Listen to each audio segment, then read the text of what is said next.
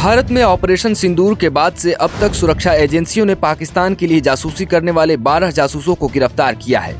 इनमें से 2 को राजस्थान से गिरफ्तार किया है और बाकी को पंजाब, हरियाणा और उत्तर प्रदेश से गिरफ्तार किया है। राजस्थान से गिरफ्तार किए गए जासूस कासिम और शकूर खान हैं। राजस्थान के भरतपुर के डीग से गिरफ्तार किए गए कासिम पर ऑपरेशन सिंदूर के दौरान पाकिस्तान में संपर्क बनाने का आरोप है, तो वहीं जैसलमेर से गिरफ्तार किए गए शकूर खान पर ISI के एजेंट होने का आरोप है। शकूर खान कांग्रेस के पूर्व मंत्री सालेह का पूर्व PA रह चुका है। जासूसी के मामले में शकूर खान के साथ सालेह मोहम्मद का नाम भी जुड़ रहा है। शकूर खान पर आधिकारिक गोपनीयता अधिनियम 1923 के तहत मुकदमा दर्ज हुआ है। खैर, भारत में अगर कोई व्यक्ति पाकिस्तान के लिए जासूसी करते हुए पकड़ा जाता है तो उस पर गंभीर कानूनी कार्रवाई की जाती है। ऐसे मामलों में कई कानूनी धाराएं और प्रक्रियाएं लागू होती हैं।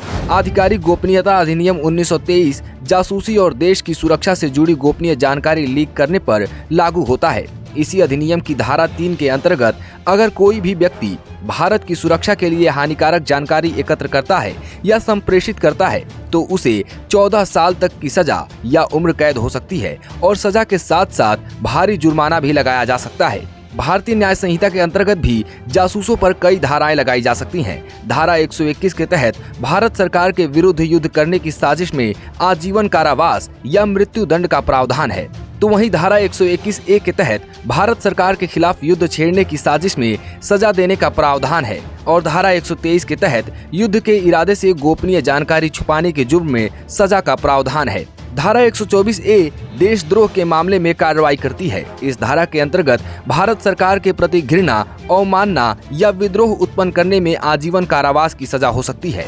इसके अलावा कुछ और भी कानून हैं जिनके अंतर्गत जासूसी करने वाले व्यक्ति पर कार्रवाई की जाती है। राष्ट्रीय सुरक्षा अधिनियम 1980 के तहत यदि व्यक्ति की गतिविधियां देश की सुरक्षा या सार्वजनिक व्यवस्था के लिए खतरा है तो उसे बिना ट्रायल के 12 महीने तक हिरासत में रखा जा सकता है।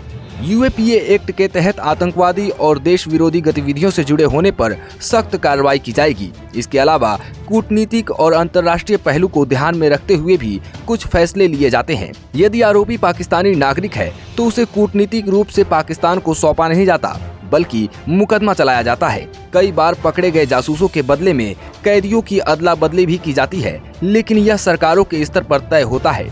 ऐसे जासूसी के मामलों की जांच देश की इंटेलिजेंस एजेंसीज करती हैं। इन एजेंसीज में इंटेलिजेंस ब्यूरो रॉ, NIA शामिल है। स्थानीय पुलिस द्वारा भी जांच की जाती है। इंटेलिजेंस एजेंसीज की उच्च सुरक्षा में व्यक्ति से पूछताछ होती है और इलेक्ट्रॉनिक डिवाइसेज और नेटवर्क की गहन जांच की जाती है।